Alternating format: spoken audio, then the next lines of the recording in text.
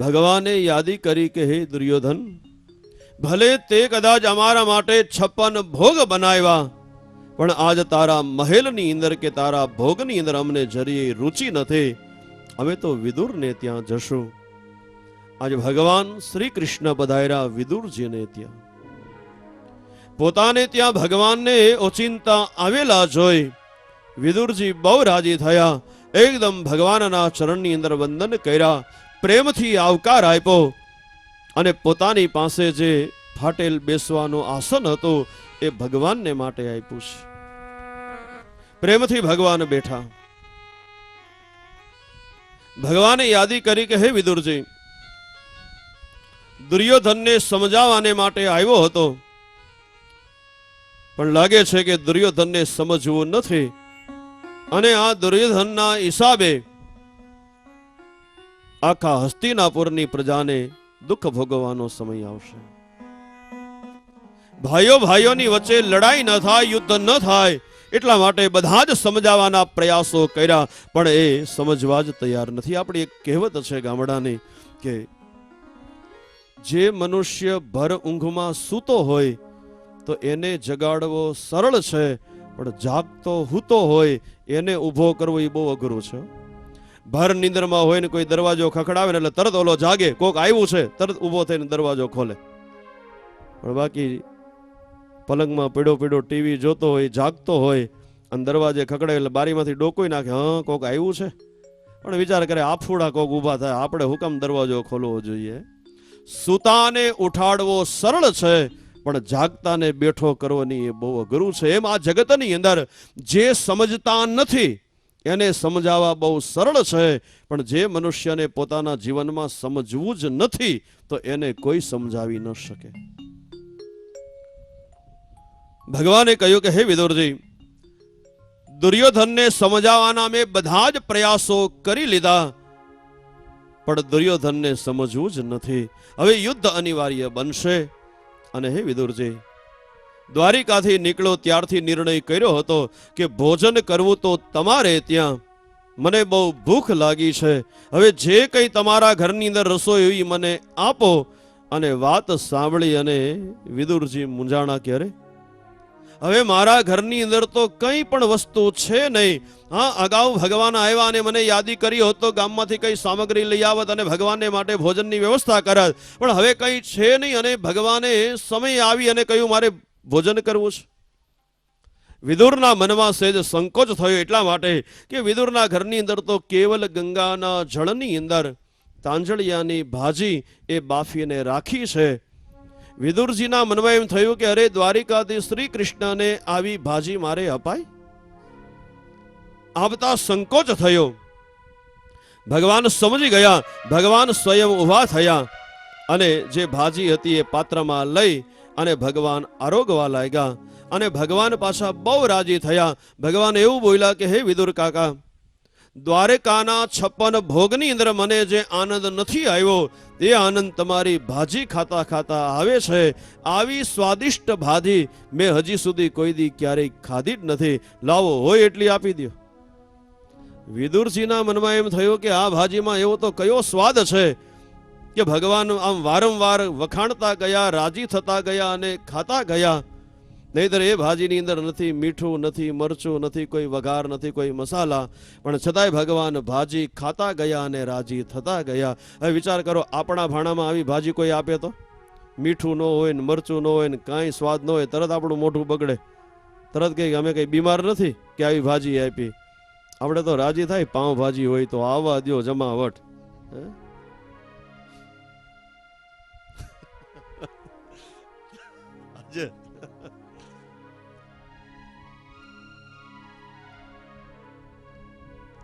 ભગવાન ભાજી ખાતા ગયા અને રાજી થતા ગયા. અહીંયા એ માર્ગ બતાવે છે ભાઈ.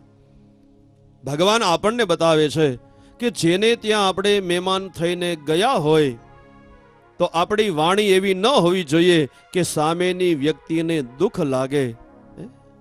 પણ ઘણા અભાગ્યા તમે જુઓ ને, ઘીરે કાંઈ બોલે નહીં, જેવું હોય એવું ખાઈ લે, પણ બાર મહેમાન થઈને જાય અને જમવા બેહે ને દાળનો હબડકો ભરે ને તરત માથું ધૂણાવે કે દાળમાં મીઠું બરોબર નથી, અને કઈ દાળમાં બરોબર છે, તારામાં નથી, તારે ક્યાં રોજ ખાવું છે, ખાઈ લે ને. કથા એ બતાવે છે કે જે વ્યક્તિએ આપણા માટે 2-4 કલાકનો પરિશ્રમ લઈ અને રસોઈ બનાવી હોય તો એને દુઃખ થાય એવી વાણી ન બોલવી જોઈએ. કથા એ બતાવે છે. તો ભગવાન ખાતા ગયા અને રાજી થતા ગયા. અને બીજો અર્થ એ બતાવવા માંગે છે કે પદાર્થ જોઈ અને રાજી થાય એ જીવનો સ્વભાવ. ભગવાન પદાર્થ જોતા નથી, પણ ભગવાન તો હૃદયના ભાવને જોવે છે, હૃદયના પ્રેમને જોવે છે. પદાર્થ કેટલો અર્પણ કર્યો એની હારે ભગવાનને કોઈ મહત્વ નથી, પણ હા, આપનાર વ્યક્તિ એના હૃદયની અંદર મારા પ્રત્યેનો ભાવ કેવો છે એ બહુ મહત્વનું છે ભાઈ.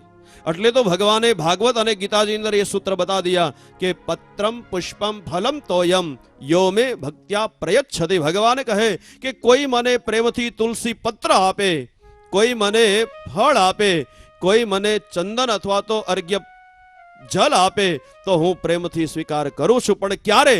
કે આપનારના હૃદયની અંદર મારા પ્રત્યેનો પ્રેમ હોવો જોઈએ, મારા પ્રત્યેનો ભાવ હોવો જોઈએ.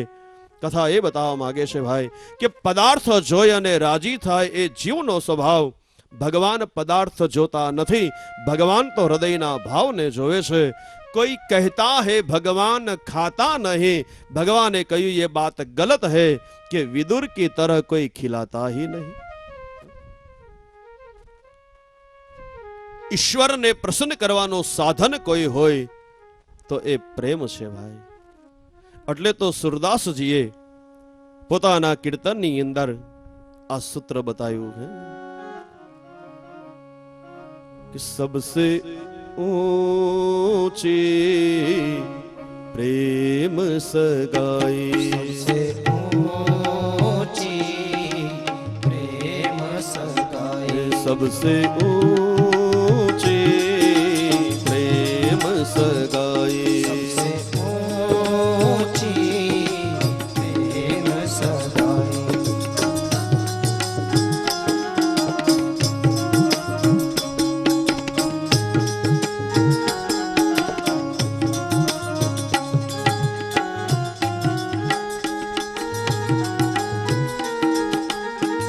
दुर्योधन को मेवा त्यागो, दुर्योधन को मेवा त्यागो, दुर्योधन को मेवा, दुर्योधन को मेवा त्यागो, साग विदुर कर पाए, सबसे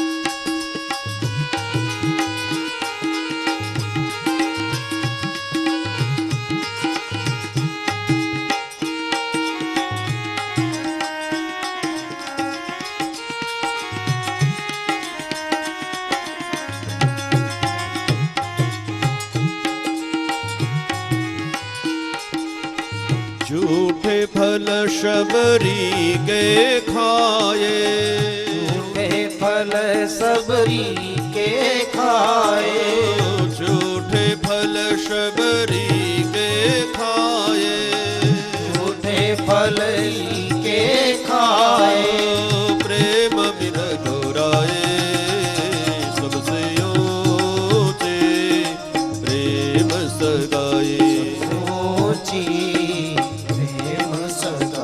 सबसे ऊंची प्रेम सगाई, सबसे ऊंची प्रेम सगाई.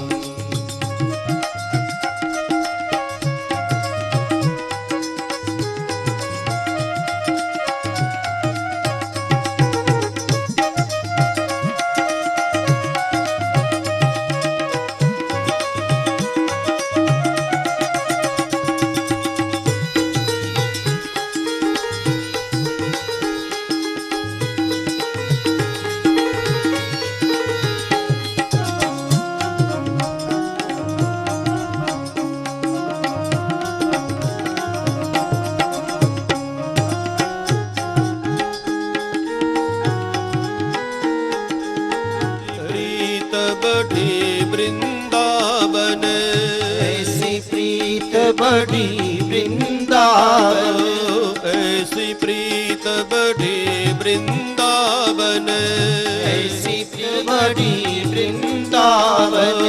गोपिन नाच नचे सबसे ऊंचे प्रेम सगाए, सबसे ऊंची प्रेम सगाए, सबसे ऊंचे प्रेम सगाए, ऊंची प्रेम सगाए, सबसे ऊंचे प्रेम सगाए। सबसे ऊंची प्रेम सगाए।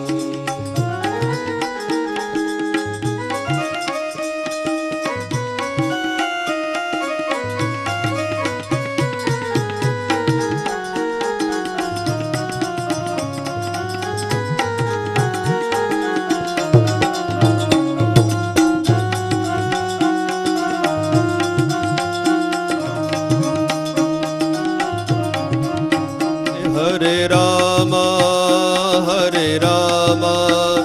राम राम हरे हरे, हरे राम राम राम हरे हरे, हरे राम राम राम हरे हरे। हरे राम जय हो।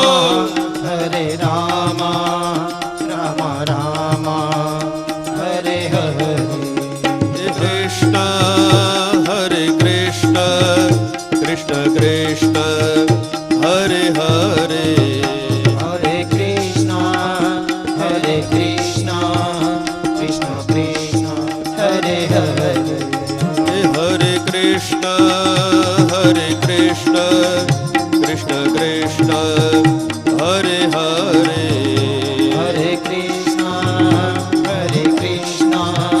कृष्ण कृष्ण हरे हरे।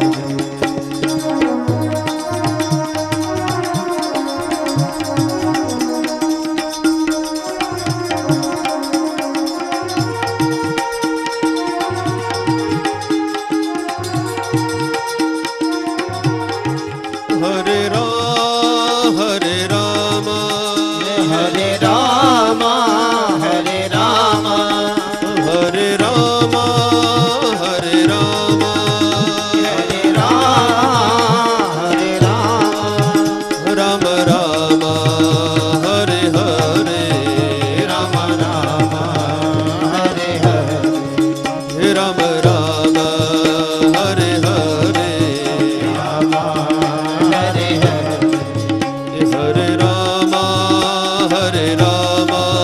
राम राम हरे हरे, हरे राम राम राम हरे हरे, हरे राम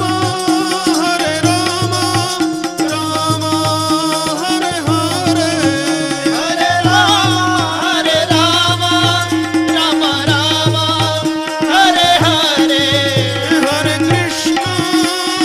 कृष्ण कृष्ण कृष्ण हरे हरे, हरे कृष्ण कृष्ण कृष्ण हरे हरे, कृष्ण कृष्ण हरे हरे, कृष्ण हरे हरे, राम राम हरे हरे, राम हरे हरे, हरे राम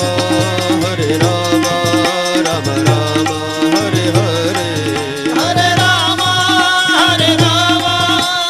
राम हरे हरे, हरे कृष्ण कृष्ण हरे हरे, हरे कृष्ण कृष्ण कृष्ण हरे हरे, राम हरे हरे, राम हरे हरे, कृष्ण हरे हरे, हरे हरे, राम हरे हरे, राम हरे हरे।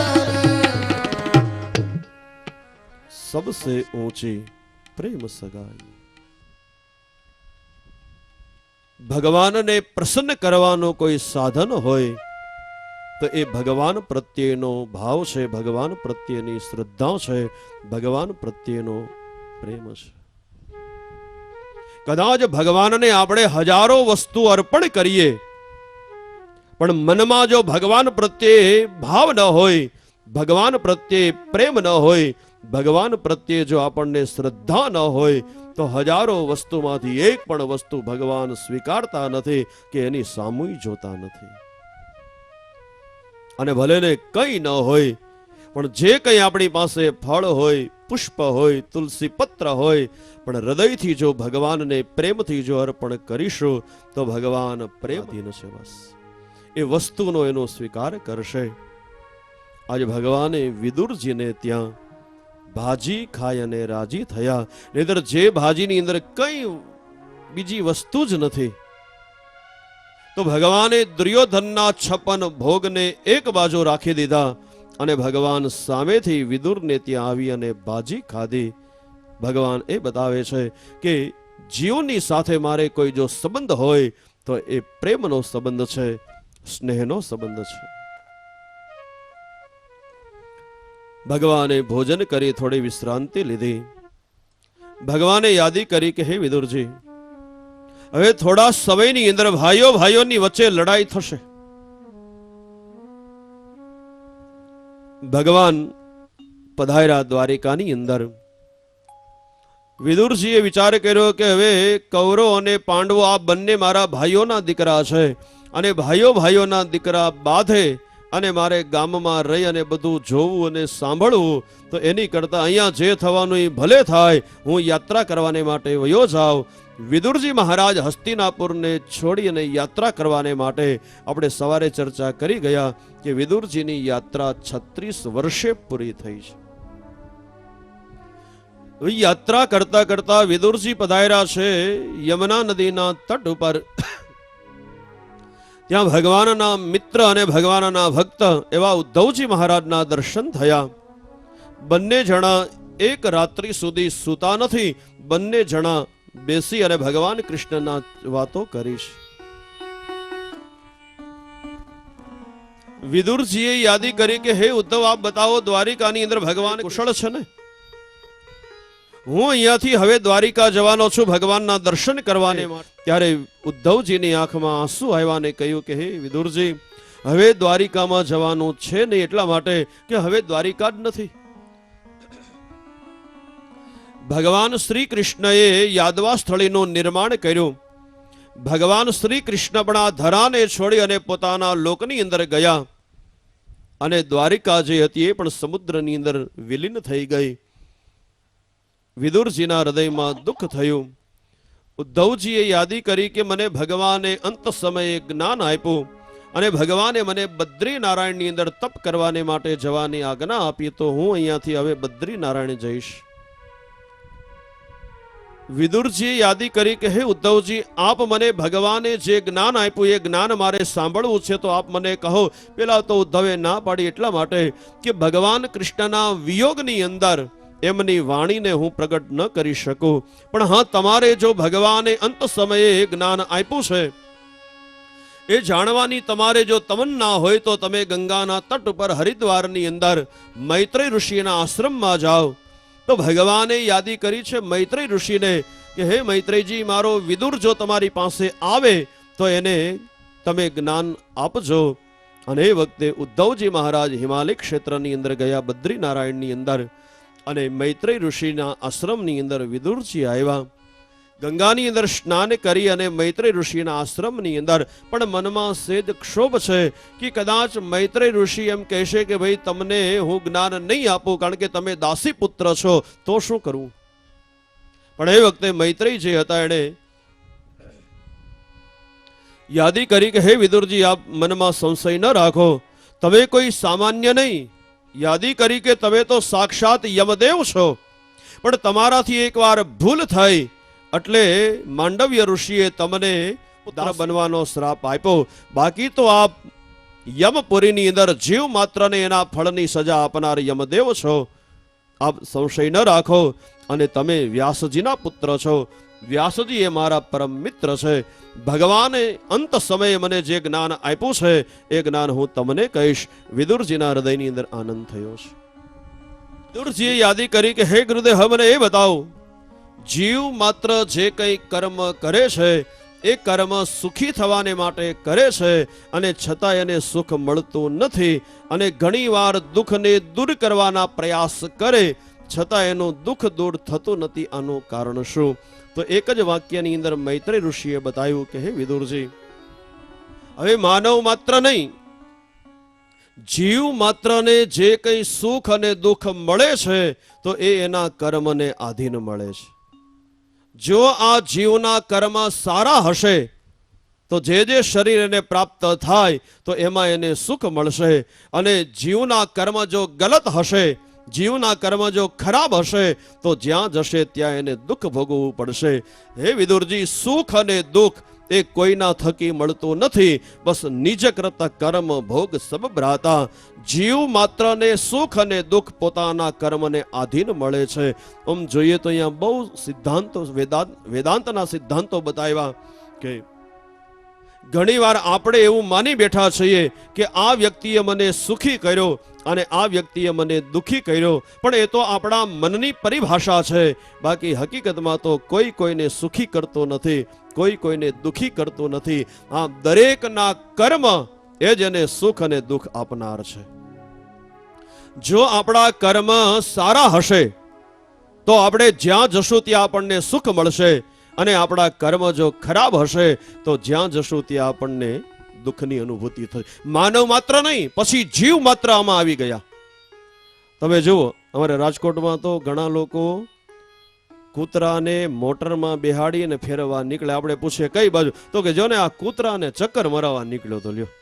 હવે છે કૂતરું પણ છતાંય લેરથી રહે છે, અને ઘણા માણસ બિચારા કોઈ દી મોટરમાં બેહી ન હોઈ ગયા હોય. લ્યો, એને ટાઈમ થાય એટલે એને બિસ્કિટ આપે, પાણી આપે, દૂધ આપે, ગરમી હોય તો પંખો ચાલુ કરીને હુર આવે. એ છે કૂતરું પણ છતાંય જોવો તો કેવું લેરથી, અને શેરીમાં ઘણા ખવડી આટા મારતા, એને બિચારાને કોઈ રોટલો નાખે નહીં.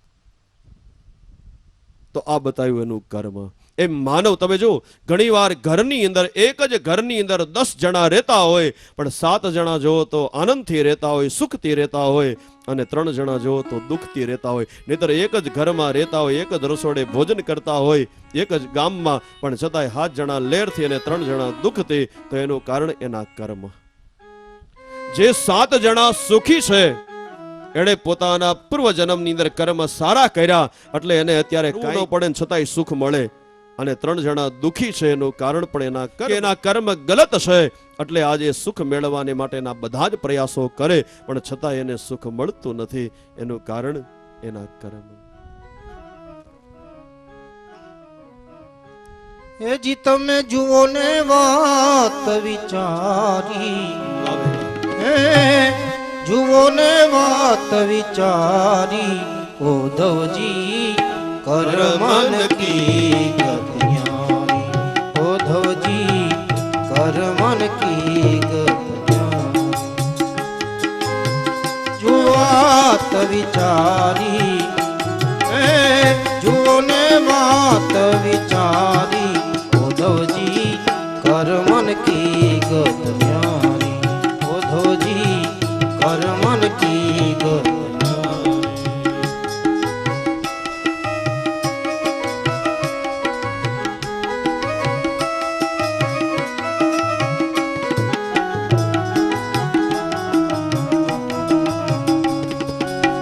निर्मल नीर के नाना सरोवर समुंदर हो गई बारी, हो समुंदर हो गई बारी.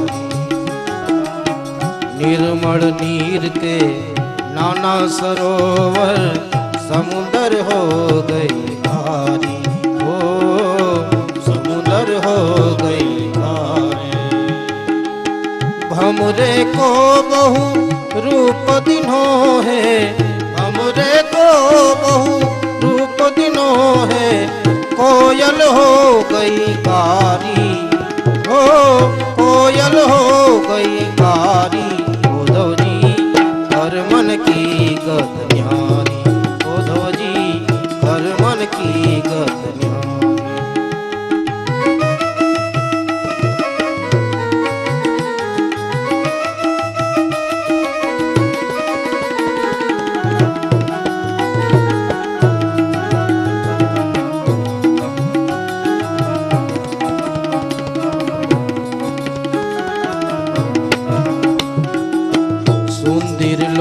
वचन मृग को दियो है, बन बन फिरत बारी हो, बन बन फिरत बारी। ओ मूर्खा राजा राज करत है, मूर्खा राजा राज करत है, पंडित भयो है भिखारी। उद्धव जी कर मन की गत न्यारी, उद्धव जी कर मन की गत न्यारी। तमे जुओ ने बात विचारी, तमे जुओ ने बात विचारी। उद्धव जी कर मन की गत न्यारी, उद्धव जी कर मन की गत न्यारी।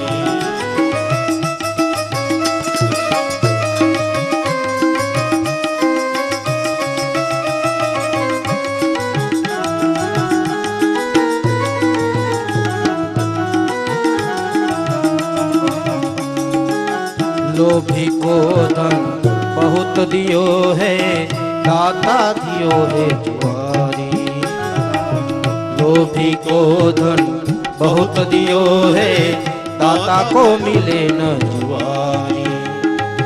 मीरा कहे प्रभु गिरिधर नागर, मीरा कहे प्रभु गिरिधर नागर, चरण कमल बलिहारी।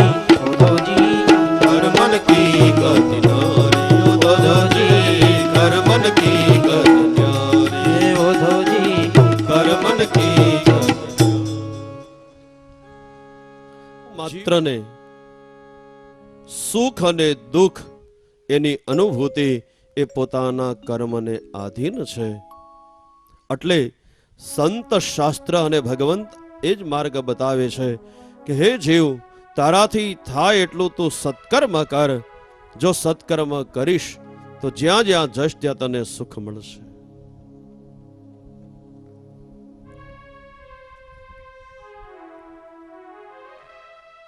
વિદુરજીએ યાદી કરી કે ભગવાન નિર્ગુણ છે, છતાં પણ એ પરમાત્મા સગુણ શું કામ બન્યા?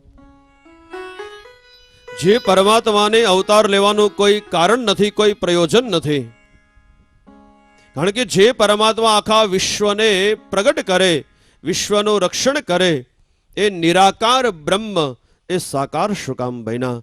ત્યારે એક જ વાક્યની અંદર યાદી કરી દીધી મૈત્રી ઋષિએ કે હે વિદુરજી, જે પરમાત્મા નિરાકાર છે, અજન્મા છે, પણ એ જો સગુણ બની અને અવતાર લેતા હોય તો એની પાછળ એક જ કારણ છે કે કેવલ પોતાના ભક્તોનો પ્રિય કરવાને માટે, પોતાના ભક્તોને સુખી કરવાને માટે એ પરમાત્મા ચારે ચાર યુગની અંદર ભગવાન અધર્મને દૂર કરવાને માટે, ધર્મની રક્ષા કરવાને માટે, સંતની રક્ષા કરવાને માટે, સમાજની રક્ષા કરવાને માટે જે પરમાત્મા નિરાકાર છે, અજન્મા છે, એ પરમાત્મા સગુણ બની અને અવતાર ધારણ કરે છે. જ્યારે જ્યારે સમય આવે ત્યારે એ જ પરમાત્મા રામ બની અને અવતરિત થાય, એ જ પરમાત્મા કૃષ્ણ બનીને અવતાર લે, એ જ પરમાત્મા નૃસિંહ બનીને અવતાર લે, એ જ પરમાત્મા ભગવાન વામન બની અને અવતાર લે. બસ હેતુ એ બતાવ્યો કે નિરાકાર બ્રહ્મ જે છે કેવલ ભક્તોનું પ્રિય કરવાને માટે અવતરિત થાય છે. કભી રામ બન કે કભી શ્યામ બન કે ચલે આના, પ્રભુ જે ચલે આના. કભી રામ બન કે કભી શ્યામ બન કે ચલે આના, પ્રભુજી ચલે આના. મને એમ લાગે છે કે શરબત પીધા પછી તમારો અવાજ બેહી ગયો હોય એવું લાગે છે. શરબત પીધા પછી તો અવાજ ખુલવો જોઈએ ને પ્રેમથી. નથી તમારી તાલીનો અવાજ આવતો કે નથી તમારી વાણીનો અવાજ. મેં એક એવું સૂત્ર સાંભળેલું કે બાગની રંગત ઈ માળી છે, ભોજનની રંગત ઈ થાળી છે, સગપણની રંગત ઈ સાળી છે, અને કીર્તનની રંગત ઈ તાળી છે. તમે જો તાલી પાડો તો અમને જરાક મજા આવે. તો પ્રેમથી બે હાથની તાલી પાડી અને આપણે ભગવાનનું સ્મરણ કરીએ. પ્રેમથી બોલો. કભી રામ બન કે કભી શ્યામ બન કે चले आना प्रभु जी चले आना। कभी राम बन के कभी श्याम बन के चले आना प्रभु जी चले आना। हो चले आना प्रभु जी चले आना। चले आना प्रभु जी चले आना। પ્રેમથી લાડવા કદાચ વધારે ખવાના હશે ને તો પચી જાય, એટલે પ્રેમથી તમ તારે અને રમવું એ આવી જાઓ. હા આ ત્યાં આગળ જે બેઠા છે એને કે થોડી વ્યવસ્થા કરો એટલે આમ રાસ રમે અને થોડી અનુકૂળતા આવે, પછી પાછા તમારી જગ્યાએ આવી જાજો. હા બસ.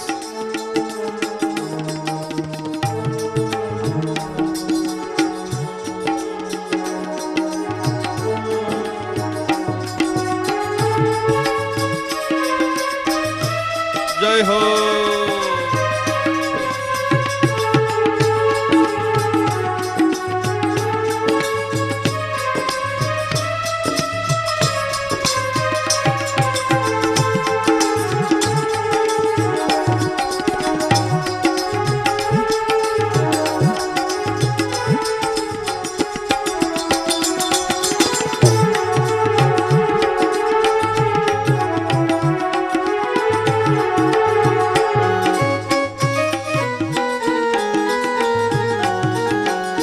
तुम राम रूप में आना, तुम राम रूप में आना।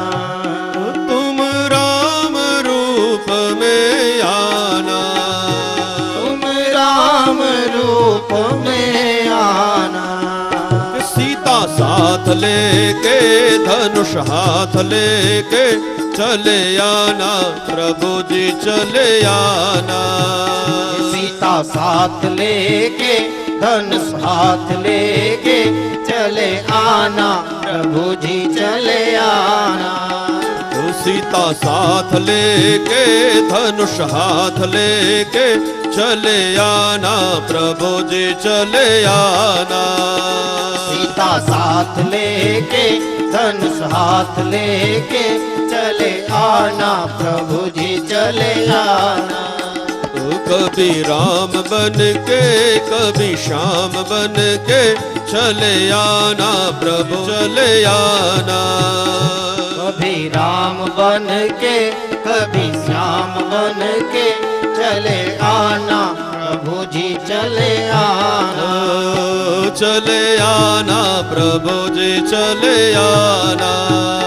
चले आना प्रभु चले आना। वाह ताली वाह.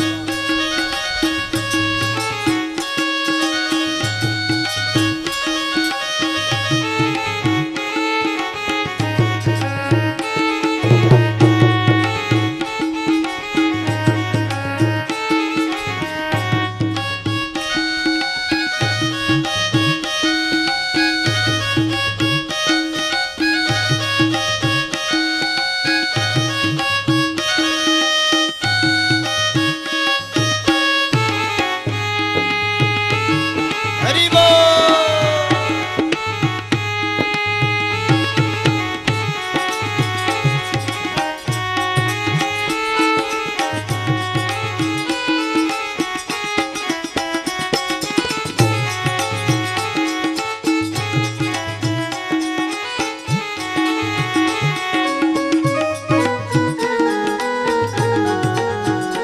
तुम श्याम रूप में आना। तुम श्याम रूप में आना। तुम श्याम रूप में आना। तुम श्याम रूप में आना। के रात साथ लेके बंसी हाथ लेके चले आना प्रभु जी चले आना। राधा साथ लेके श्री बंसी राधे। हाथ लेके चले आना प्रभु जी चले आना। के राधा साथ लेके बंसी हाथ लेके चले आना प्रभु जी चले आना। राधा साथ लेके बंसी हाथ लेके चले आना।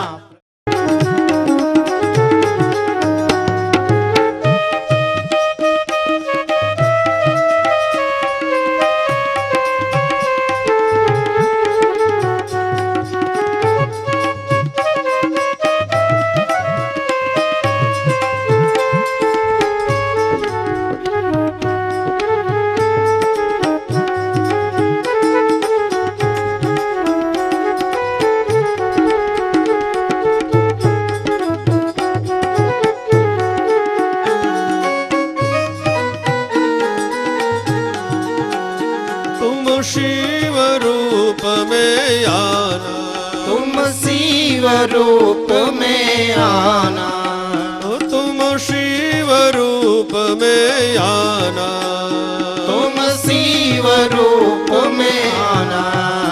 साथ लेके डमरू हाथ लेके चले आना प्रभु जी चले आना। मास लेके डमरू हाथ लेके चले आना प्रभु जी चले आना। उमा साथ ले डमरू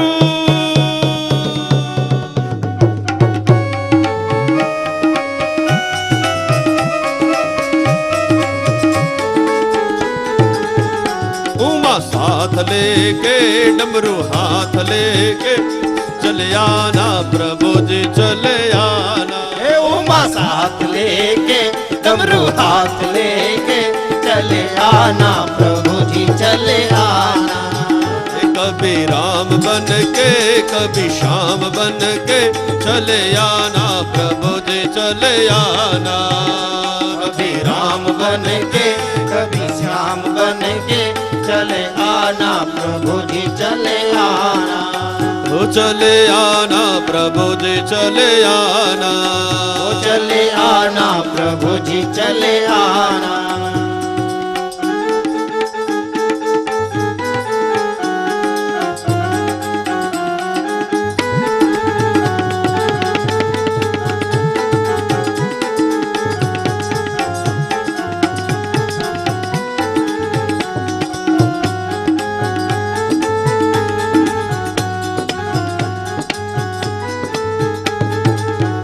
मन प्यारो लागे सावरियो, मन प्यारो लागे सारियो। बहु वहलो लागे सावरियो, बहलो लागे सावरियो। तो नंद जी नो लालो सावरियो, तो नंद जी नो लालो सावरियो। बहु कालो कालो सावरियो, बहु कालो कालो सावरियो। मन प्यारो लागे सावरियो, मन प्यारो लागे सावरियो। मन वालो लागे सावरियो, मन वालो लागे सावरियो। सावरिया रे ओ सावरिया, सावरिया रे ओ सावरिया।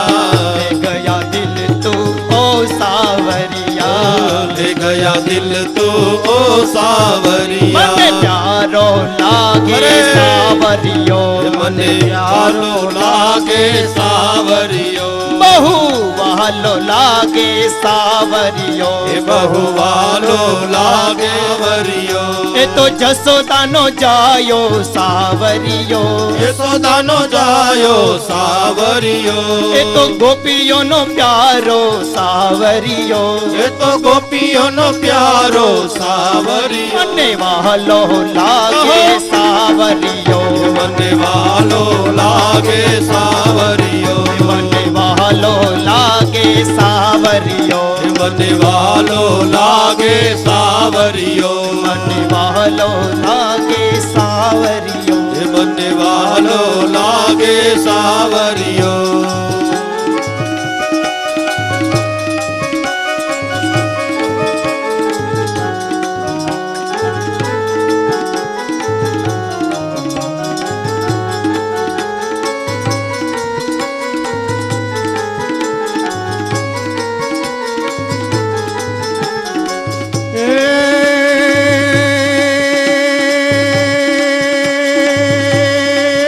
तब दमक दमक दादू ड्रम ड्रम कर कहकत मोर मलार गिरा। पियू पियू शब्द पुकारत चातर, पियू पियू कोकिल कंठ गिरा। तब गड़र गड़र नभ होत कड़ाका, धर रर गिरी बर शिखर जड़े। तब रोम जोम बरसत बरखा, गड़र गड़र घन घोर सजे गिरे खड़ड़ गड़ड़ घन।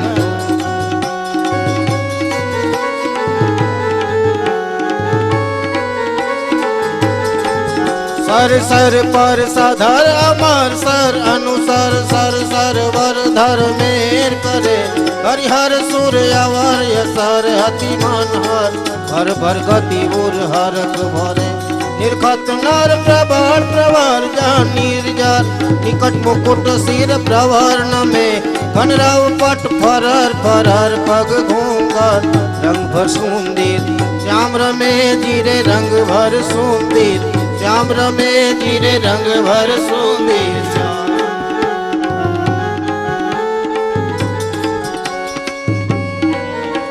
सुंदर गोपालम उर्वरमालम नयन विशालम दुःखहरम वृंदावन चंद्रम आनंद कंदम परमानंदम धरणीधरम वल्लभ घन श्यामम पूर्ण कामम अत्यभिरामम प्रीतिकरम भज नंद कुमारम सर्व सुख सारम तत्व विचारम ब्रह्म परम जिरे तत्व विचारम ब्रह्म परम यम आंगणिये यम झूपड़िये माँ आज पधारो मेर करी नवला नव दीने भागत वीणे कुमकुम पगला हार करी मैया मत वाली अम्बे काली बहुचर वाड़ी राजेश्वरी चोटीला वाड़ी चामुंड माड़ी रमवा जावो रंग ताड़ी रे माड़ी रमवा ने आवो रंग ताड़ी गिरि नंदिनी तमेदिनी विश्वविनी नंदनुते गिरिवर विंध्य शिरोधिनी वासिनी विष्णु विलासिनी विष्णु भगवती है सिति कंठ कुटुंबिनी भूरि कुटुंबिनी भूरि कृते जय जय हे महिषासुर मर्दिनी रम्य कपर्दिनी शैल श्रुते मां रम्य कपर्दिनी शैल श्रुते मां रम्य कपर्दिनी शैल श्रुते बोलिए गिरिरारण के जय श्री गोवर्धन नाथ के जय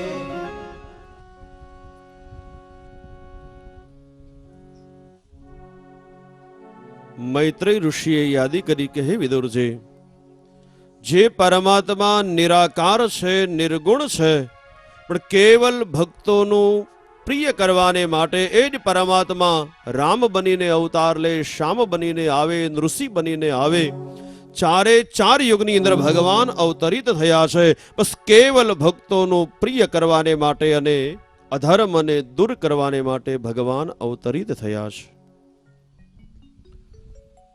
વિદુરજીએ પ્રશ્ન કર્યો કે આ સૃષ્ટિનું સર્જન કઈ રીતે થયું તો એ ટુકાણની અંદર બતાવ્યું કે ભગવાન નારાયણ એની નાભીની અંદર કમળ થયું કમળની અંદર બ્રહ્મા થયા અને ભગવાને બ્રહ્માને તપ કરવાને માટેની આજ્ઞા આપી બ્રહ્માએ તપ કર્યું અને ભગવાન નારાયણના દર્શન થયા અને ભગવાને કહ્યું કે હે બ્રહ્મા મારી ઈચ્છાથી તમે પ્રગટ થયા છો તો હવે તમે આ સૃષ્ટિનું સર્જન કરો અને એ વખતે બ્રહ્માએ 10 પ્રકારની સૃષ્ટિનું સર્જન કર્યું જેની અંદર આદિ મહત સર્ગ ભૂત સર્ગ ઇન્દ્રિયોનો સર્ગ વૈકારિક નામના દેવતાઓ તમસ વનસ્પતિ પશુ પક્ષી અને મનુષ્ય અને દેવ ગંધર્વ અને પિતૃઓ આમ 10 પ્રકારની સૃષ્ટિનું સર્જન કર્યું બ્રહ્માએ પોતાના અંગમાંથી બીજા 10 પુત્રોને પ્રગટ કર્યા હવે બ્રહ્માના મનમાંથી પ્રથમ પુત્ર પ્રગટ થયા એનું નામ છે મરીચી ઋષિ બ્રહ્માની આંખમાંથી પુત્ર પ્રગટ થયા એનું નામ છે બ્રહ્માના મુખની અંદરથી ત્રીજા પુત્ર પ્રગટ થયા એનું નામ છે અંગિરા ઋષિ બ્રહ્માના કાનમાંથી ચોથા પુત્ર પ્રગટ થયા એનું નામ છે પુલત્સ્ય ઋષિ બ્રહ્માના નાભીની અંદરથી પાંચમા પુત્ર પ્રગટ થયા એનું નામ છે પુલહ ઋષિ બ્રહ્માના હાથમાંથી છઠ્ઠા પુત્ર પ્રગટ થયા એનું નામ છે ક્રતુ ઋષિ બ્રહ્માના પ્રાણમાંથી સાતમા પુત્ર પ્રગટ થયા એનું નામ છે વસિષ્ઠ ઋષિ બ્રહ્માના જમણા હાથના અંગૂઠામાંથી જે પુત્ર પ્રગટ થયા એનું નામ છે દક્ષ બ્રહ્માના ઉતંગ એટલે ખોળામાંથી જે પુત્ર પ્રગટ થયા એનું નામ છે નારદજી અને બ્રહ્માનો જે પરછાયો છે એમાંથી એક પુત્ર પ્રગટ થયા જેનું નામ છે કરદમ ઋષિ બ્રહ્માના મનમાં એમ થયું કે આ માનસિક સૃષ્ટિ એ વધારે નહીં ચાલે, એટલે પોતાના જ શરીરના બે ભાગ થયા. જે જમણો અંગ હતો એમાંથી એક પુરુષ પ્રગટ થયો અને ડાબુ જે અંગ હતું એમાંથી એક સ્ત્રી પ્રગટ થઈ. નામ બતાવ્યું કે જે પુરુષ છે એનું નામ બતાવ્યું મનુ મહારાજ અને જે સ્ત્રી છે એનું નામ બતાવ્યું શત્રુપા દેવી. બ્રહ્માએ યાદી કરી કે આપ બંને જણા લગ્ન કરો, ગ્રહસ્થ આશ્રમનો સ્વીકાર કરો અને પ્રજાની વૃદ્ધિ અને એનું રક્ષણ કરો. અને એ વખતે મનુ મહારાજે યાદી કરી કે હે બ્રહ્મદેવ, હવે આપ પ્રજાનું સર્જન કરવાને માટેની યાદી કરો છો, પણ હવે કમળની અંદર બધાનો સમાવેશ ન થાય, કારણ કે પ્રજાને રાખવાને માટે પૃથ્વી જોઈએ અને પૃથ્વી તો સમુદ્રની અંદર છે, તો હવે લાવે કોણ? બ્રહ્મા મૂંઝાયા કે ભાઈ પૃથ્વીને તો કોઈ દૈત્ય લઈને વયો ગયો છે સમુદ્રની અંદર, તો હવે એની સાથે લડાઈ કરે કોણ?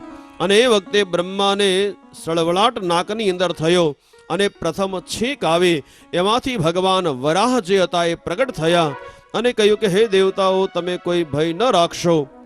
એ પૃથ્વીને લઈ જનાર દૈત્ય હિરણાક્ષ નામનો દૈત્ય એને હું મારી અને પૃથ્વી માનવ સમાજને આપીશ.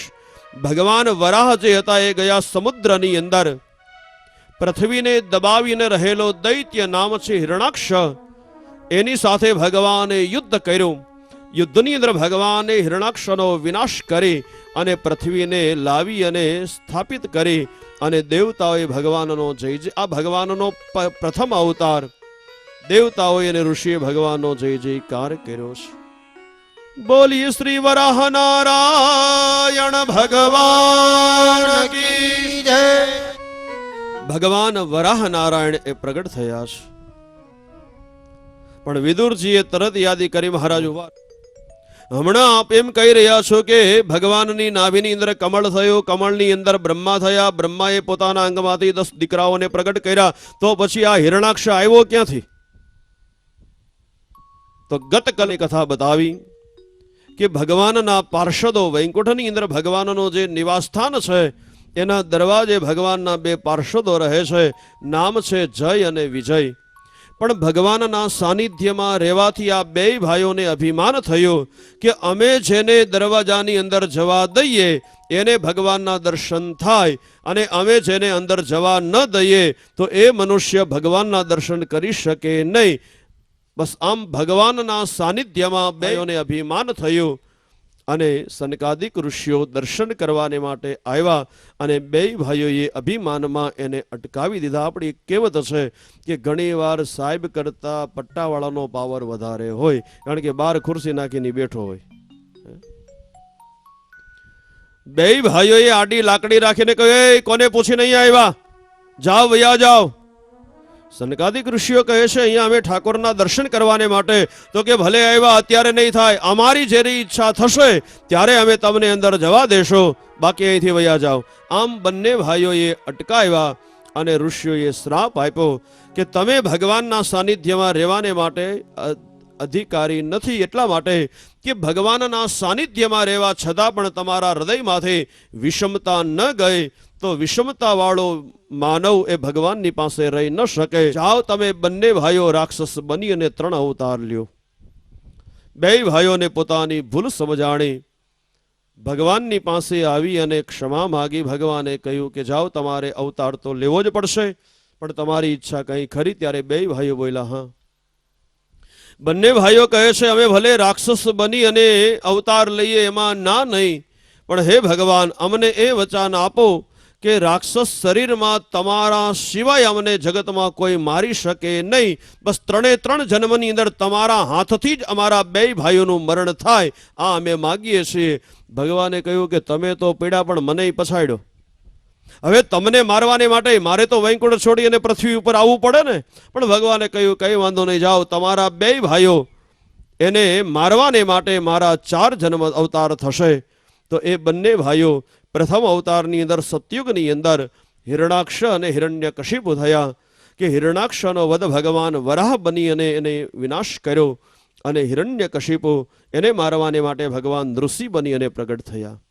એ જ બંને ભાઈઓ ત્રેતાયુગની અંદર રાવણ અને કુંભકર્ણ થયા તો એને મારવાને માટે ભગવાન ત્રેતાયુગની અંદર સૂર્યવંશની અંદર ભગવાન શ્રી રામ બની અને અવતરિત થયા. રાવણ અને કુંભકર્ણને માર્યા. અને એ જ બંને ભાઈઓ દ્વાપર યુગની અંદર શિશુપાલ અને દંતવક્ત્ર થયા કે ભગવાન ચંદ્રવંશની અંદર શ્રી કૃષ્ણ એવું નામ ધારણ કરી અને આ બંને ભાઈઓનો વિનાશ કર્યો. એ કથા બતાવી. મનુ મહારાજ એણે પૃથ્વીનું પાલન કર્યું. એમને ત્યાં 5 સંતાનો થયા. 3 દીકરીઓ થઈ છે, દેવહૂતિ, આકુતિ અને પ્રસૂતિ. 2 દીકરાઓ થયા છે, પ્રિયવ્રત અને ઉતાનપાદ. હવે આકુતિ જે છે એના લગ્ન રુચિક નામના ઋષિની સાથે કર્યા. પ્રસૂતિ દેવી છે એના લગ્ન દક્ષની સાથે કર્યા. સૌથી નાની દીકરી જેનું નામ છે દેવહૂતિ, વિચાર કર્યો કે દેવહૂતિના લગ્ન કોની સાથે કરું. મનુ મહારાજના મનમાં એ યાદી આવી કે કડદમ ઋષિએ સરસ્વતી નદીના કિનારે ભગવાનની આરાધના કરી અને ભગવાનની પાસે વરદાન એ માંગ્યું કે હે પ્રભુ, તમારા જેવો દીકરો મારે જોઈએ છે. એટલે ભગવાને કહ્યું કે હે ઋષિ, આ જગતની અંદર મારા જેવો તો હું એક જ છું અને તમે મારા જેવો દીકરો માગી રહ્યા છો તો જાઓ, હું જ તમારે ત્યાં દીકરો બનીને અવતાર લઈશ. તો મનુ મહારાજના મનમાં એ વિચાર આવ્યો કે કરદમ ઋષિ એણે ભગવાનની આરાધના કરી અને ભગવાનની પાસેથી વરદાનની પ્રાપ્તિ કરી છે તો મારી દીકરી દેવહૂતિ એના લગ્ન હું કરદમ ઋષિની સાથે કરું. આવો નિર્ણય લઈ અને મનુ મહારાજ એમના પત્ની શત્રુપા દેવી અને દીકરી દેવહૂતિ આ 3 જણા સરસ્વતી નદીના તટ ઉપર જ્યાં કરદમ ઋષિનો આશ્રમ છે ત્યાં પધાર્યા છે. કરદમ ઋષિએ 3નું સ્વાગત અને સન્માન કર્યું. હવે આ ઋષિને ખબર છે કે આ રાજા અહીંયા શું કામ આવ્યા છે. એને ખ્યાલ છે કે રાજા મનુ મહારાજ એમની દીકરી દેવહૂતિ એના લગ્ન મારી સાથે કરાવવાની ઈચ્છાથી અહીંયા આવ્યા છે, પણ મારા આશ્રમની અંદર આવ્યા છે તો મારે એને માન આપવું જોઈએ. એ વખતે બેસવાને માટેના 3 આસનો આપ્યા. હવે મનુ મહારાજ અને શત્રુપા દેવી એ તો આસન ઉપર બેસી ગયા, પણ હવે દેવહૂતિએ વિચાર કર્યો. દેવહૂતિને પણ એ વાતની ખબર છે કે મારા પિતા મને અહીંયા શું કામ લાવ્યા છે ને વાતની ખબર છે કે આ ઋષિની સાથે મારા પિતા લગ્ન કરાવવાની ઈચ્છાથી અહીંયા આવ્યા છે તો આ ઋષિએ મારા પતિ બનવાના છે તો મારા પતિએ પાથરેલું આસન એની ઉપર મારે બેસવું ન જોઈએ. અને કરદમ ઋષિના મનમાં પણ એ વિચાર હતો કે જેની સાથે મારા લગ્નની ચર્ચા થઈ રહી છે તો એની અંદર બુદ્ધિ કેટલી છે એ મારે પરીક્ષા પણ લેવી છે. આ પરીક્ષા અત્યારે લે છે એવું નહીં, લાગે છે કે આ પહેલેથી હાલ્યું આવે છે. પણ ઘણી વાર અત્યારે મૂર્તિયાને પરીક્ષા લેતા ન આવડે. એક મૂર્તિયો ગયો કન્યા જોવા, સ્વાભાવિક છે એને આમ એકાંતમાં બેસાડ્યા, જે કંઈ વાતચીત કરે એટલે 2 જણા વાતો કરી રહ્યા છે, કેટલું ભણ્યા છો ને તમને રસોઈ શું આવડે છે ને તમને આમ, એટલે આમ વાતમાં પછી ઓલા મૂર્તિએ યાદી કરી કે માનો કે ભાઈ આપણને બેને એકબીજાનો અનુકૂળ આવે અને આપણા લગ્ન થાય અને કદાચ મારે તો નોકરી રહી અને ગામડામાં રહેવાનું થાય તો તમે શું કરો. તો ઓલી એ કન્યાએ કહ્યું પણ એમાં શું વાંધો છે, હવે નોકરી છે તો જ્યાં આપણે નોકરી હોય ત્યાં જવું પડે. હવે ગામડામાં કદાચ નોકરી સર્વિસ મળે તો ત્યાં જવું પડે, એમાં અમને શું વાંધો છે. અને હવે ક્યાં પહેલાં જેવું ગામડું રહ્યું. પહેલાં એવું હતું કૂવે પાણી ભરવા જવું પડતું, હાથે દળવું પડતું, લાઇટ હોય ન હોય પાણી, અને હવે તો બધી વ્યવસ્થા ગામડામાં છે.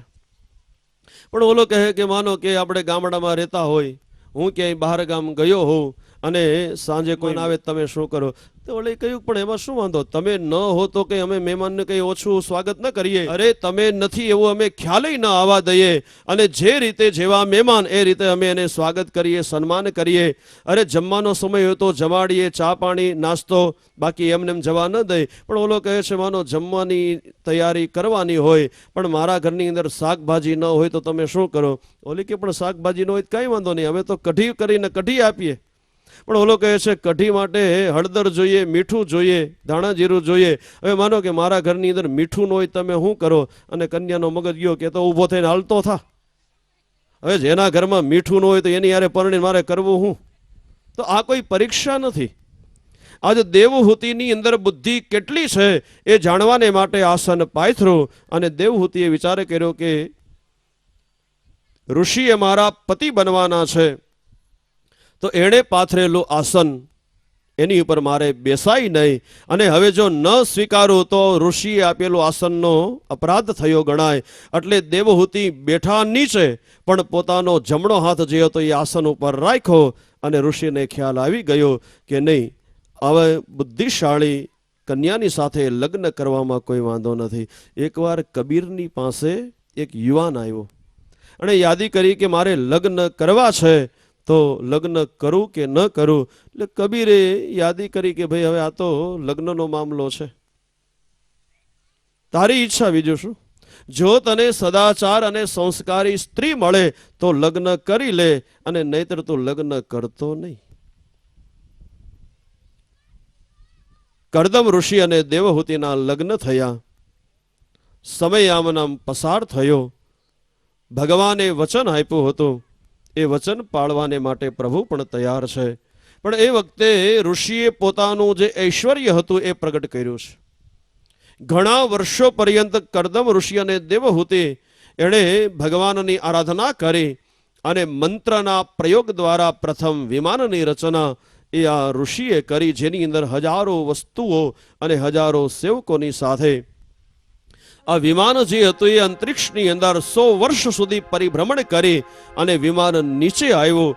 તો કરદમ ઋષિ અને દેવહૂતિના દાંપત્ય જીવનની અંદર 9 દીકરીઓનો જન્મ થયો છે. ઋષિના મનમાં એમ થયું કે અરે આપણે ત્યાં ભગવાન આવવાના છે, પણ આપણો સમય જો ભોગની અંદર જાય તો ભગવાન આપણે ત્યાં પુત્ર બનીને અવતાર ન લે.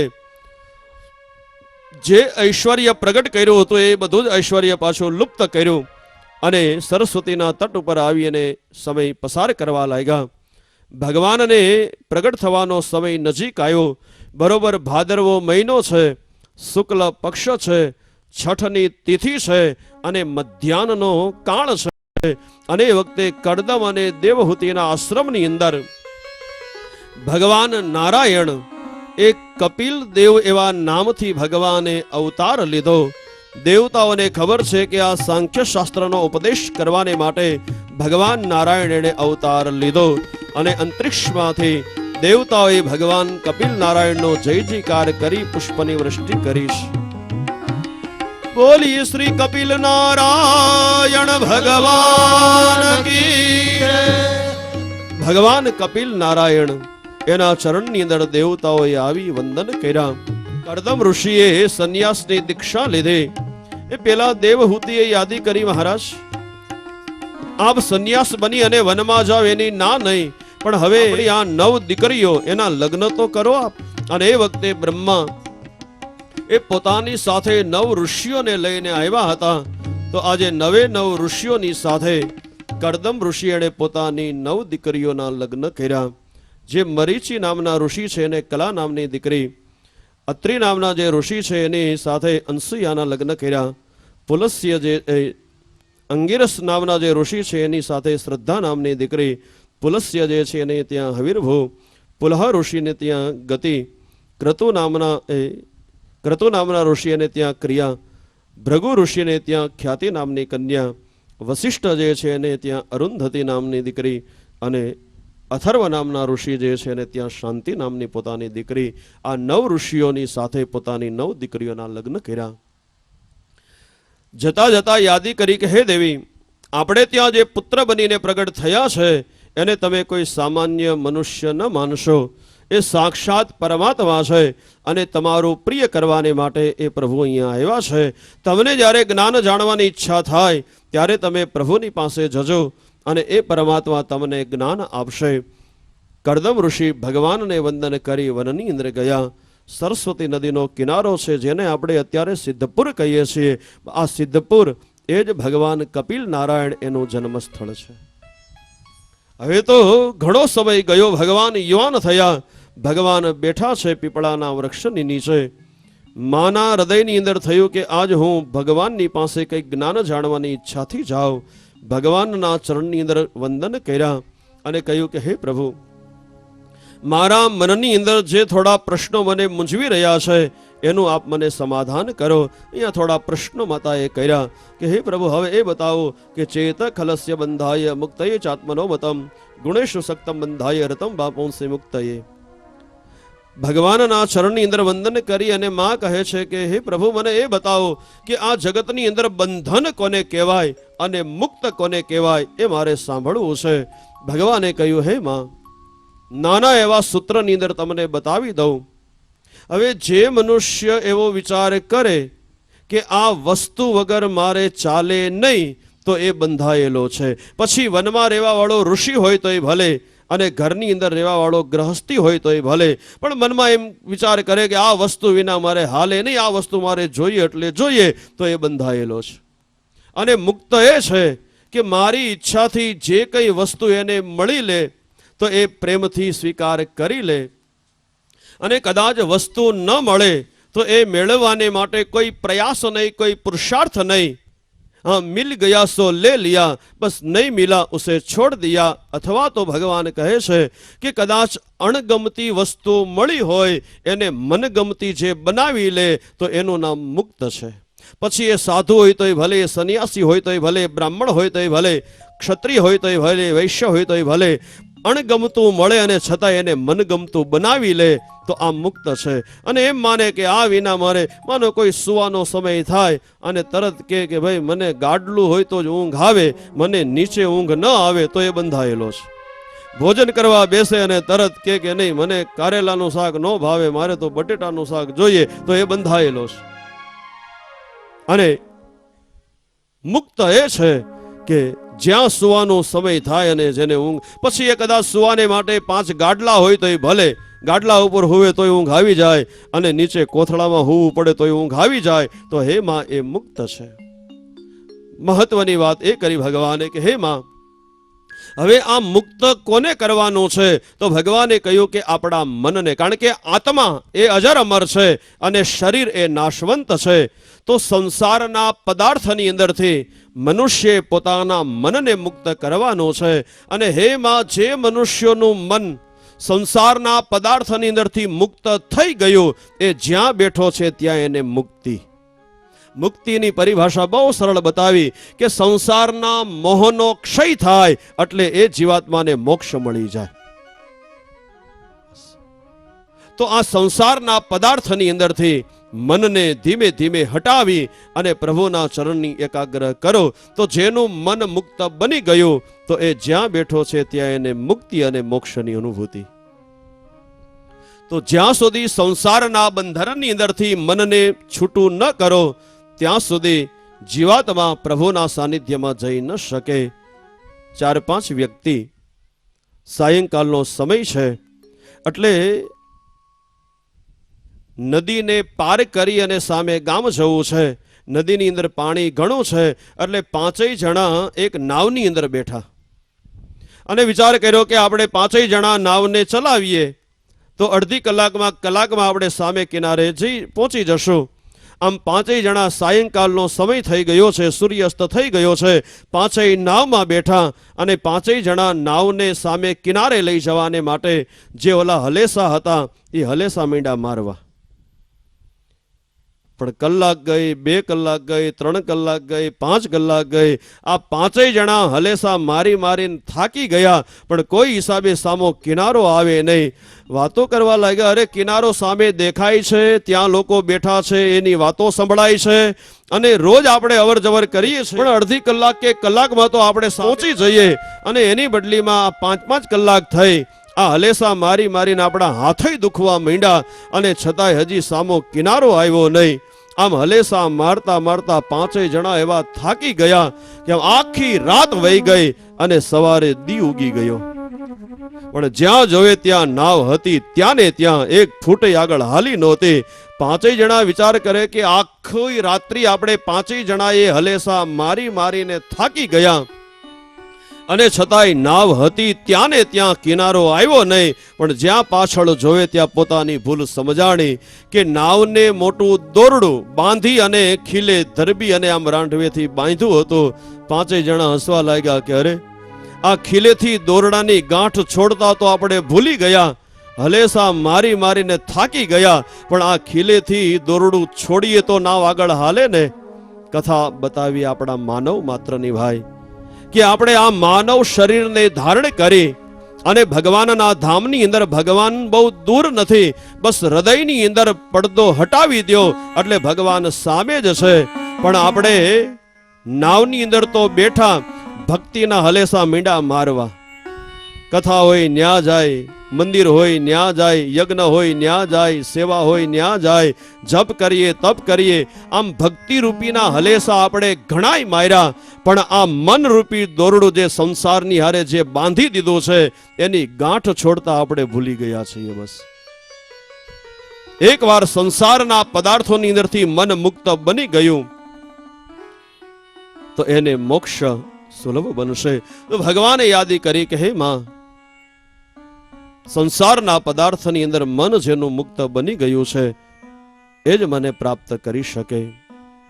હે માં, માનવ માત્રને જો કોઈ નડતર હોય તો એ બહારની વસ્તુ નહીં, પણ ઘણીવાર માનવ માત્રને જો નડતર હોય તો પોતાના મનની નડતર છે.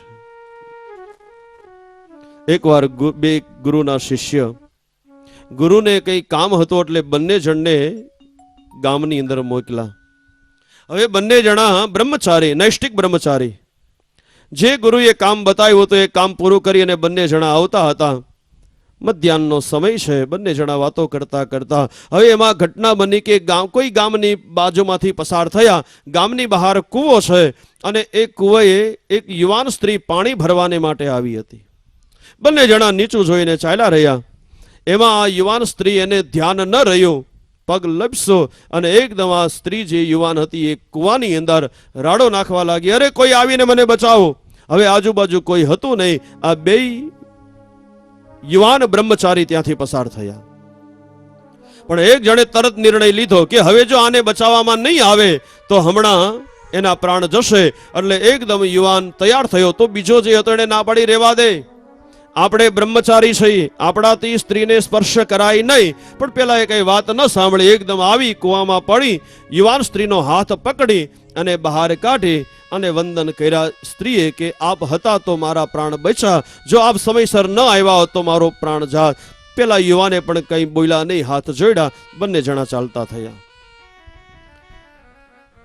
પણ બીજો જે ઓલો બ્રહ્મચારી હતો એની વાહે લાગ્યો કે અરે, આપણાથી સ્ત્રીને સ્પર્શ ન કરાય અને તે આજે ભૂલ કરી છે તો ગુરુજીને કહી અને ફરિયાદ કરો કે આને સજા કરો. આણે સ્ત્રીને કૂવામાં જઈ અને હાથ પકડીને બહાર કાઢી. પેલા એ કહ્યું ભાઈ ગુરુજીને ફરિયાદ કરવી હોય તો કરજે, ગુરુજી આશ્રમમાંથી કાઢી મૂકે તો બીજા આશ્રમમાં વયો જઈશ. બે જણા આવ્યા, ગુરુને વંદન કર્યા. પણ પેલા એ તરત ફરિયાદ કરી, ગુરુજી આને સજા કરો. અમે બંને જણા આવતા હતા અને એક યુવાન સ્ત્રી કૂવામાં પડી તો આણે કૂવામાં ઉતરી, યુવાન સ્ત્રીનો હાથ પકડી અને કૂવાની બહાર કાઢી. આણે સ્ત્રીનો સ્પર્શ કર્યો છે, આણે અપરાધ કર્યો. પણ ગુરુજીએ કહ્યું કઈ વાંધો નહીં, હું એને પછી સજા કરીશ. વળી કલાક થઈ, વળી ગુરુજી ઓલાને કઈ ન કહ્યું એટલે ઓલાથી રહેવાયું નહીં. વળી ગુરુજીની પાસે આવીને કહ્યું ગુરુજી ઓલી વાતમાં તમે ધ્યાન આપ્યું નહીં. અરે આ તમારો શિષ્ય, એણે કૂવામાં યુવાન સ્ત્રીનો હાથ પકડી અને બહાર કાઢી અને તમે એને કઈ સજા કરતા નથી, એણે ભૂલ કરી. ગુરુએ કહ્યું મને ખબર છે, હું એને પછી સજા કરીશ. વળી 2 કલાક થઈ. આમ આખા દિવસમાં 7-8 વખત ફરિયાદ કરી અને પછી ગુરુજીને એવો ક્રોધ આવ્યો. જે ફરિયાદ કરવાને માટે શિષ્ય આવ્યો હતો એના ગાલ ઉપર 2 તમાચા માર્યા અને કહ્યું કે હે શિષ્ય, હજી તારા મનરૂપી કૂવામાંથી તે યુવાન સ્ત્રીને બહાર કાઢી નથી. એ વ્યક્તિએ તો કૂવામાં પડેલી સ્ત્રીને બહાર કાઢી, એના પ્રાણ બચાવી અને એ તો મૌન બન્યો. પણ હજી તારા મનરૂપી કૂવામાંથી યુવાન સ્ત્રી ગઈ નથી. હે બેટા, જો તારા મનની અંદર એ સ્ત્રી ઘર કરી જશે તો તને મુશ્કેલી રાખશે. એટલા માટે બહારની વસ્તુ કોઈ નડતી નથી, ઘણીવાર નડે છે એ આપણા મનની વસ્તુ. બસ આ મનની અંદર રહેલા પદાર્થો એ પ્રભુના શરણની અંદર એકાગ્ર મન બને તો જ એને મુક્તિ. પછી યાદી કરી સંત કોને કહેવા, તો ભગવાને કહ્યું કે હે માં, વેશ કેવો છે એની સામું ન જોવું, પણ એની વાણી કેવી છે, એનું વર્તન કેવું છે અને એનો વ્યવહાર કેવો છે, બસ એ જ સંતની પરિભાષા. ભલે ને કદાચ લુગડા ગમે તે પહેર્યા હોય, પણ જેના જીવનની અંદર બીજાને સુખી કરવાનો જે પ્રયાસ કરે એનું નામ સંત છે. બીજાના દુઃખને દૂર કરવાનો જે પ્રયાસ કરે એનું નામ સંત છે. જેને મારી કથા સાંભળવી ગમે, મારી કથા કહેવી ગમે અને જે કંઈ કર્મ કરે એ મને પ્રસન્ન કરવાને માટે. અને સંતનો એક સદગુણ બતાવ્યો કે હે માં, હું જે પરિસ્થિતિમાં રાખું એ પરિસ્થિતિમાં જે સંતોષ માને તો એનું નામ સંત છે. ત્યારે આપણી મુશ્કેલી છે કે આપણે જ્યારે સુખનો સમય હોય ત્યારે આપણે રાજી હોય અને જો દુઃખનો સમય હોય તો આપણે રડવા બેસીએ. ભગવાન કહે છે કે સુખ અને દુઃખ જેને એક સરખા છે. એકવાર ભગવાનના મંદિરની અંદર તુકારામજી મહારાજ દર્શન કરવાને માટે આવ્યા અને તુકારામે ભગવાનને પ્રાર્થના કરી કે હે પ્રભુ, ખરેખર તમે મને ઘરવાળા એવા ઝઘડાળુ આપ્યા છે કે ઘરે જવું ગમતું નથી, એટલે આખો દિવસ મંદિર રહી અને તમારું ભજન કરું છું, તમારું સ્મરણ કરું છું. આજ તુકારામજી કહે છે કે હે પ્રભુ, તમે જો સાર સંસ્કારી પત્ની મને આપ્યા હોત તો કદાચ હું તમારું ભજન કરત નહીં. સારું થયું કે તમે મને ઝઘડાળુ પત્ની આપ્યા. તુકારામજીના પત્ની એ બહુ ઝઘડાળુ હતા. કારણ વગર તુકારામની હારે લડાઈ ઝઘડો કરે એટલે તુકારામજી ઘરે ઓછા રહે અને વધારે મંદિરે જ બેહતા. કેવા ક્રોધિત કે એકવાર તો કોઈ ભગતે તુકારામજીને 4-5 શેરડીના સાંઠા આપ્યા કે લ્યો ભગત લઈ જાઓ. તુકારામજી આવ્યા ઘરે, એના ઘરવાળાએ જોયું કે હા આજ કોઈ આપ્યું લાગે છે કંઈક, પણ ત્યાં તો છોકરા એકદમ આવ્યા અને તુકારામજી એણે પોતાની પાસે જે શેરડી હતી એના કટકા કરી અને બાળકોને આપ્યા. અને ઘરવાળાને ગમ્યું નહીં, એના મનમાં એમ થયું આપણા ઘરમાં કાંઈ છે નહીં અને આ બહુ દાતારનો દીકરો, આ કોકે આપ્યું છે એ ઉડાવી નાખે. હવે એક સાંઠો રહ્યો, પણ તુકારામના ઘરવાળાને એવો ક્રોધ આવ્યો કે આમ શેરીના લોકો જોવે એમ આગળ આલી અને તુકારામના હાથમાં જે ઓલો શેરડીનો હાંઠો હતો એ એકદમ લઈ અને તુકારામના વાહામાં એવો તો જોરદાર માર્યો કે આ હાંઠાના 2 ભાગ થઈ ગયા. તુકારામજી હસવા લાગ્યા કે દેવી સારું થયું, લ્યો હું વિચાર કરતો હતો હાંઠો એક છે ને ખાવાવાળા આપણા 2, તો આનો ભાગ કેમ કરશો? આ તમારા હાથમાં છે તમે ખાઓ, નીચે પીડ્યો હું ખાવ લો. લ્યો, જેને ક્રોધ નહીં તોય ભગવાનની આગળ કોઈ ફરિયાદ નહીં કે હે મહારાજ હેરાન થઈ ગયો, દુખી થઈ ગયો અને આવા ઘરવાળા ક્યાં ભટકાડ્યા નહીં. ભગવાનની આગળ કે હે પ્રભુ, તમે જે પત્ની મને આપ્યા છે એ બહુ સારું થયું. જો ઝઘડાળુ પત્ની નો આપ્યા હોત ને તો હું તમારું સ્મરણ કરત નહીં. એ જ મંદિરની અંદર એકનાથજી આવ્યા અને કહ્યું કે હે પ્રભુ, ખરેખર તમારો જેટલો આભાર માનો એટલો ઓછો કે તમે મને એવા સદાચાર અને સંસ્કારી પત્ની આપ્યા છે કે કદાચ તમારી સેવા કરવામાં હું આળસ કરું તો પણ મારા પત્ની કહે કે નહીં, પેલા ભગવાનનું ભજન અને પછી સંસારનું કામ. તો હે પ્રભુ, ધર્મશીલ પત્ની મને આપ્યા એ બદલ તમારો ખૂબ ખૂબ આભાર. એકને પત્ની અનુકૂળ છે તોય ભગવાનની કૃપા અને બીજાને પત્ની પ્રતિકૂળ છે તોય ભગવાનની કૃપા. અને નરસિંહ મહેતાએ આવીને કહ્યું કે હે પ્રભુ, સારું થયું, ભલું થયું, ભાંગી જંજાળ અને હવે સુખે ભદ્રશું શ્રી ગોપાલ. નરસિંહ મહેતાના પત્નીનું અવસાન થયું પણ છતાંય ભગવાનની આગળ કોઈ ફરિયાદ નહીં. કથા એ બતાવે છે ભાઈ કે ભગવાનની આગળ ફરિયાદ ન કરો, કેવલ ભગવાનને યાદ કરો. ત્યારે આપણે મુશ્કેલી છે, આપણે ભગવાનને યાદ કરવા નથી અને ખોટી ભગવાનની પાસે ફરિયાદ કરવી છે. ભગવાન કહે છે માં, મારા શરણની અંદર જે જીવ આવે એનું, અને પછી બતાવ્યું કે મારા જે સંત છે એનું લક્ષણ છે કે જીવ માત્રની ઉપર પ્રેમ.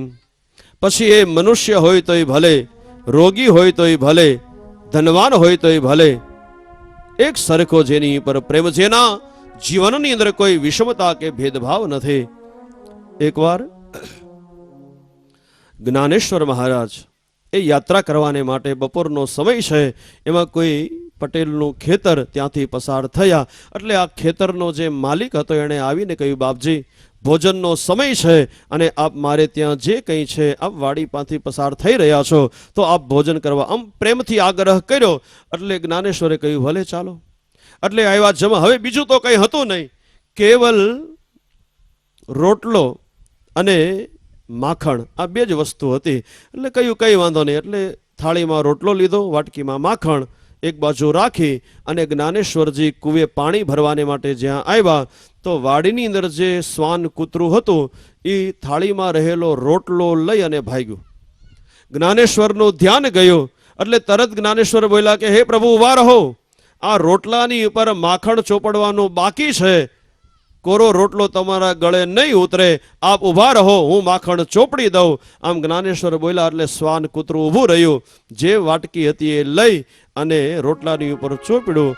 શ્વાન કૂતરું જે હતું રોટલો ખાઈ ગયું અને જ્ઞાનેશ્વર પાણી પીને એટલું બોલ્યા કે આજ મારા ઠાકોરજી બહુ રાજી થયા. હવે ખાવાનું છે નહીં પણ છતાંય ક્રોધ નહીં.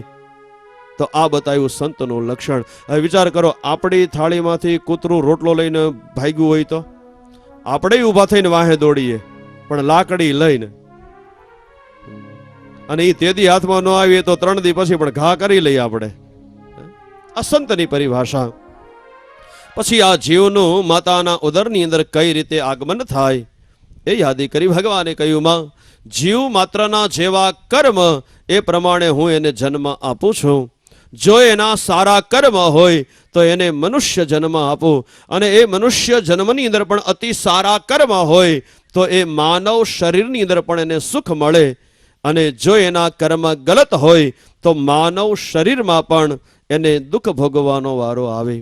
ભગવાન કહે છે કે હે માં, માનવ જન્મ મળ્યા પછી આ જીવાત્માએ મારું ભજન કરવું જોઈએ, પણ હે માં, આ જીવને જ્યારે હું માતાના ઉદરમાંથી જન્મ આપું પછી એ બાળક મને જે વચન આપ્યા હોય એ બધા વચનને ભૂલી જાય, મને યાદ ન કરે અને ફરીવાર એને આ સંસારની અંદર ભટકવાનો વારો આવે.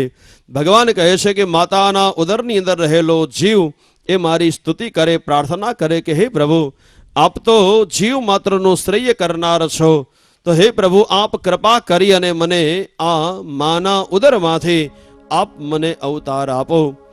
જીવ કહે કે હે પ્રભુ આપ તો કરુણાના કરનારા છો, તમારી કરુણાનો કોઈ પાર નથી, આપ મારી પર કૃપા કરો, મારા સંકટને મારા દુઃખને આપ દૂર કરો અને મને જન્મ આપો. આમ વિચાર કરીએ તો વાતે સાચી હો ભાઈ, ભગવાનની કરુણાનો કોઈ પાર નથી અને હારોહાર આપણી વાયડાઈનો કોઈ પાર નથી. માણાની વાયડાઈ ઓછી છે પણ તોય ભગવાન હે કરુણાના કરનારા, તારી કરુણાનો કોઈ પાર નથી. હે કરુણાના કરનારા, તારી કરુણાનો કોઈ પાર નહીં. હે સંકટના હરનારા, તારી કરુણાનો કોઈ પાર નથી. હે સંકટના હરનારા, તારી કરુણાનો કોઈ પાર નથી.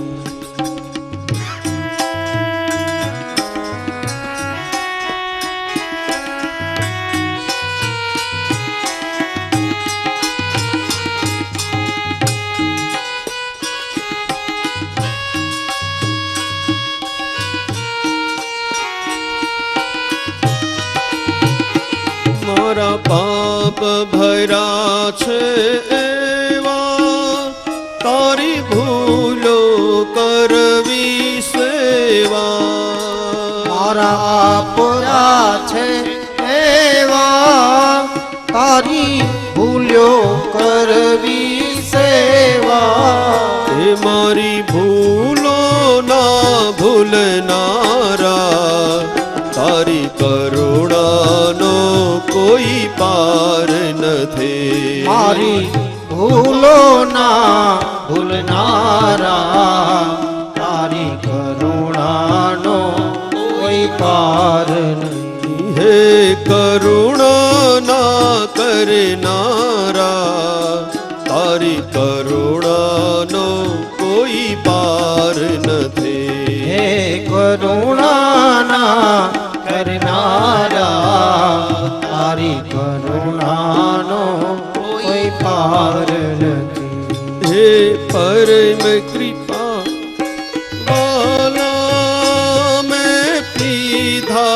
વિષનાલા હે પરમ કૃપાળુ વાલા ને પીધા વિષના પ્યારા વિષને અમૃત કરનારા તારી કરુણાનો કોઈ પાર નથી વિષે અમૃત કરનારા તારી કરુણાનો કોઈ પાર નથી